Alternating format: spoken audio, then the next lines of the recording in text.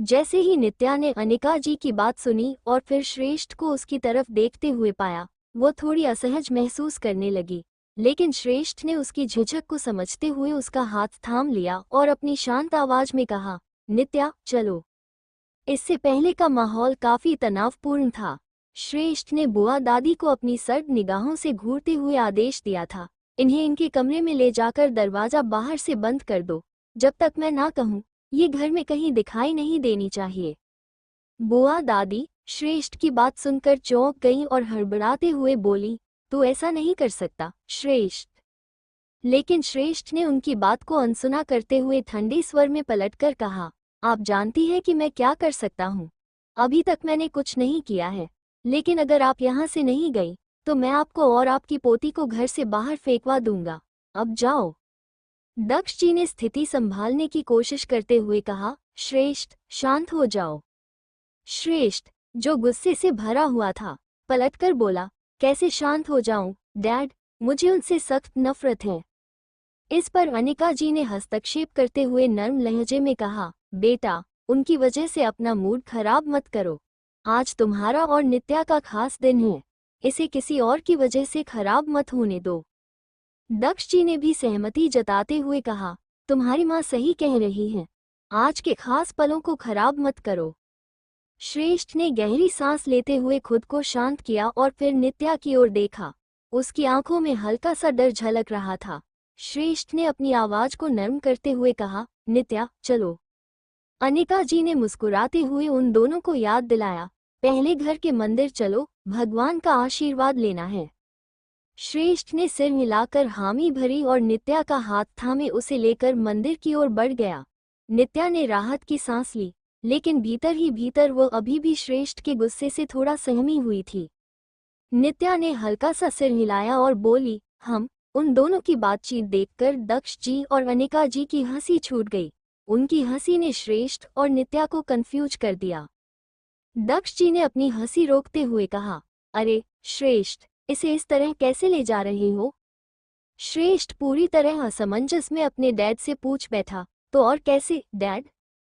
उनकी बात सुनकर अनिका जी मुस्कुराते हुए बोली, बेटा तुम्हें नित्या को अपनी बाहों में उठाकर मंदिर ले जाना है, यही रस्म है। श्रेष्ठ ने बिना हिचक जवाब दिया, ओह ये तो कोई बड़ी बात नहीं। अपनी पत्नी को गोद में उठाने में कैसी शर्म, आखिर वो मेरी ही है, किसी और की नहीं। दक्ष जी और अनिका जी एक पल के लिए अवाक रह गए। फिर दक्ष जी हल्के से अनिका जी के कान में बोले, देखा, हमारा बेटा तो अभी से अपनी पत्नी के लिए इतना पजेसिव हो गया है, लगता है इसे कोई और टक्कर नहीं दे सकता। अनिका जी मुस्कुराते हुए जवाब देती हैं, यह अच्छा ही है दक्ष, इसका मतलब अब हमें इसकी चिंता करने की जरूरत नहीं, इसकी पत्नी इसे अच्छे से संभाल लेगी। श्रेष्ठ ने नित्या की ओर देखा और बिना वक्त गंवाए उसे अपनी बाहों में उठा लिया। नित्या अचानक से घबरा गई और डर से अपने हाथ श्रेष्ठ के गले में डालते हुए बोली, श्रेष्ठ। श्रेष्ठ ने उसे आराम से संभालते हुए शरारती लहजे में कहा, मॉम, डैड का आदेश है और मैं उनका आज्ञाकारी बेटा हूँ।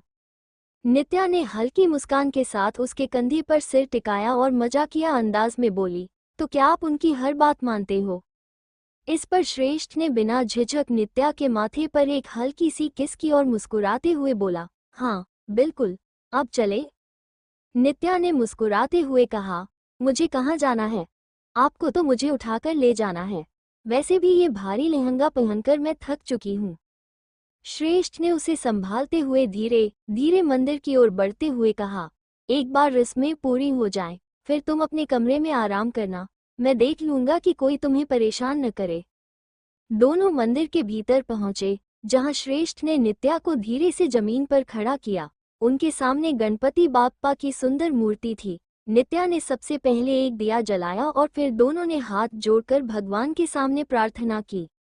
नित्या ने अपनी आंखें बंद करके मन ही मन कहा, भगवान, मैंने कभी कुछ नहीं मांगा, क्योंकि मैंने उम्मीद करना ही छोड़ दिया था, लेकिन आज आपने मुझे श्रेष्ठ और उनके परिवार के रूप में एक नया जीवन दिया है। मुझे सिर्फ इनका साथ चाहिए, हमेशा के लिए। श्रेष्ठ ने मेरे लिए जो प्यार और विश्वास दिखाया है, बस आप इस भरोसे को टूटने मत देना। बाकी सब तो मैं संभाल लूंगी, लेकिन मेरी इस नई फैमिली को हमेशा खुश रखना। दूसरी तरफ श्रेष्ठ ने भी आंखें बंद कर प्रार्थना की, भगवान, आपने मुझे हमेशा सपोर्ट किया है और आज से मैं अपने पति होने की जिम्मेदारी निभाने जा रहा हूँ। बस ये ख्याल रखना कि मैं इस जिम्मेदारी में कहीं चूक न जाऊं। अगर कभी गलती करूं तो मुझे सही रास्ते पर ले आना। बाकी सब मैं आपके आशीर्वाद से संभाल लूंगा। कुछ देर बाद दोनों ने आंखें खोली और बाहर निकल आए। अनिका जी ने मुस्कुराते हुए पूछा, तो पूजा हो गई? दोनों ने एक साथ जवाब दिया, हाँ।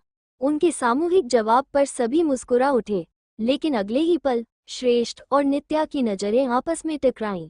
उन दोनों के बीच एक पल का गहरा आय लॉक हुआ, जिसमें वे पूरी तरह एक दूसरे में खो गए।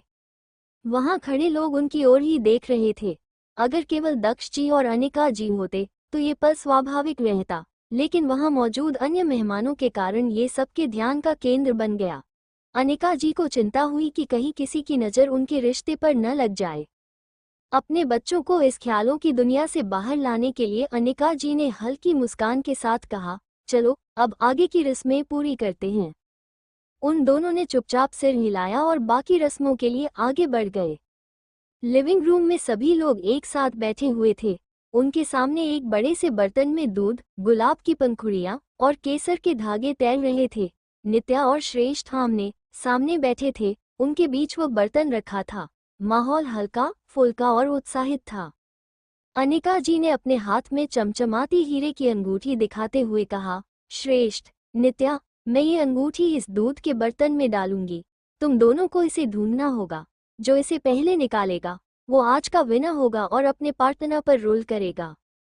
श्रेष्ठ ने ये सुनते ही मुस्कुराते हुए नित्या की ओर देखा और अपनी माँ से कहा, मॉम, मुझे नहीं पता कि ये गेम कौन जीतेगा, लेकिन इतना पक्का है कि मुझ पर अगर कोई रोल कर सकता है तो वो सिर्फ मिसेज नित्या श्रेष्ठ होगी। दक्ष जी ने अपने बेटे की बात सुनकर मजाकिया लहजे में उसके कंधे पर हाथ रखा और कहा, बेटा, तुम तो शुरू से ही क्लीन बोल्ड हो गए हो। श्रेष्ठ ने कुछ जवाब देने की कोशिश की, लेकिन इससे पहले अनिका जी ने माहौल हल्का करते हुए कहा, चलो चलो गेम शुरू करो, नित्या को आराम भी करना है। दक्ष जी ने इस पर धीमे से अपनी पत्नी के कान में कहा, अरे, आराम तो आज होने से रहा। मेरा ये शेर तो बच्ची को चैन से सोने नहीं देगा। अनिका जी ने नाराजगी जताते हुए कहा, अरे, कुछ तो शर्म करो, कुछ भी बोलते हो। दक्ष जी हंसते हुए बोले, सच ही तो कहा। इसके बाद अंगूठी ढूंढने का खेल शुरू हुआ। लड़कियां श्रेष्ठ को उत्साह से चीयर कर रही थीं, जबकि नित्या के लिए समर्थन कम था। लेकिन श्रेष्ठ ने सबको चौंकाते हुए नित्या को ही सपोर्ट करना शुरू कर दिया। ये देख सभी हैरान थे। श्रेष्ठ की इस पहल ने ये साबित कर दिया कि उसे अपनी पत्नी को किसी और के समर्थन की जरूरत नहीं। उसकी यह भावुकता देखकर अनिका और दक्ष जी के चेहरे पर सुकून भरी मुस्कान आ गई। आखिरकार नित्या ने अंगूठी ढूंढ निकाली।